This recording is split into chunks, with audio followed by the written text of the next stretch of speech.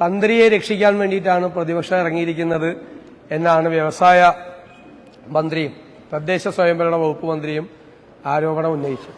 തന്ത്രിക്ക് പ്രത്യേക പരിരക്ഷയൊന്നുമില്ല എന്നാണ് തദ്ദേശ സ്വയംഭരണ വകുപ്പ് മന്ത്രി പറഞ്ഞിരിക്കുന്നത്. കോടതിയെയാണ് വിമർശിക്കുന്നത് പ്രതിപക്ഷം എന്ന ആക്ഷേപവും മന്ത്രിമാർ ഉന്നയിച്ചു. കോടതിയെ ആക്ഷേപിച്ചത് ഇന്നലെ നിയമമന്ത്രിയാണ്. അതായത് ശബരിമല തന്ത്രിക്കെതിരായി കേസെടുക്കാൻ തെളിവിന്റെ കണിക പോലും ഇല്ല എന്ന് പറഞ്ഞുകൊണ്ടാണ് കോടതി അദ്ദേഹത്തിന് ജാമ്യം അനുവദിച്ചത്. ആ ജാമ്യം അനുവദിച്ച കോടതിയെ ഇന്നലെ വിമർശിച്ചുകൊണ്ട് സംസാരിച്ചത് ബഹുമാനപ്പെട്ട നിയമവകുപ്പ് മന്ത്രിയാണ്.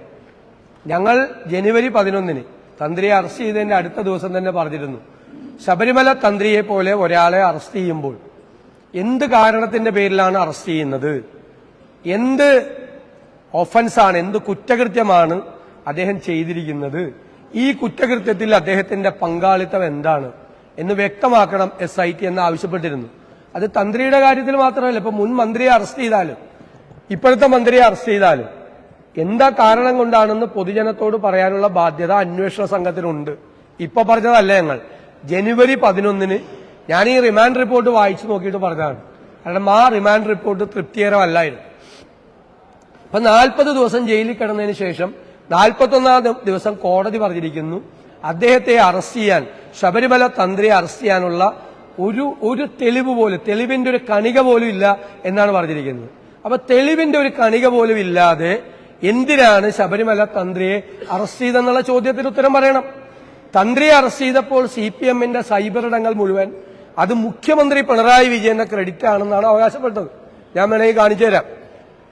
അവരെ കൺവെൻഷനിലായിട്ട് അവർക്ക് വേണ്ടിയിട്ട് പ്രചരണം നടത്തുന്ന CPMന്റെ മുഴുവൻ സൈബർ ഇടങ്ങളിലും മുഖ്യമന്ത്രിയെ പ്രകീർത്തിച്ചുകൊണ്ട് തന്ത്രിയെ വരെ ജയിലിലാക്കിയ ആളാണ് പിണറായി വിജയൻ എന്ന് പറഞ്ഞുകൊണ്ടാണ്. ഇപ്പൊ അത് കാണുന്നില്ല.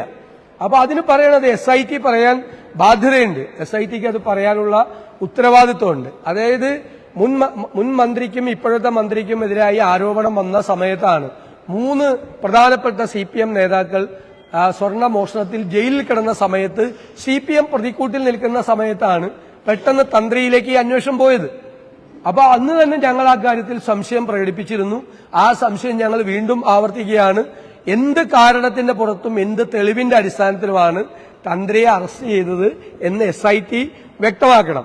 ഇപ്പോ മന്ത്രിമാര് തന്ത്രിക്ക് പ്രത്യേകമായ പരിരക്ഷയൊന്നും ഇല്ല എന്ന് പറയും. പക്ഷെ ഒരു പൗരനുള്ള പ്രത്യേകമായ പരിരക്ഷ വേണമല്ലോ.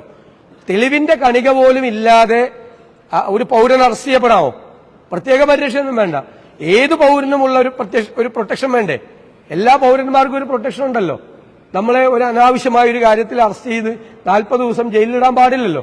ആ പ്രൊട്ടക്ഷൻ അദ്ദേഹത്തിന് കിട്ടിയിട്ടില്ല എന്നുള്ള രീതിയിലാണ് കോടതി വിധി പുറത്തു വന്നിരിക്കുന്നത്.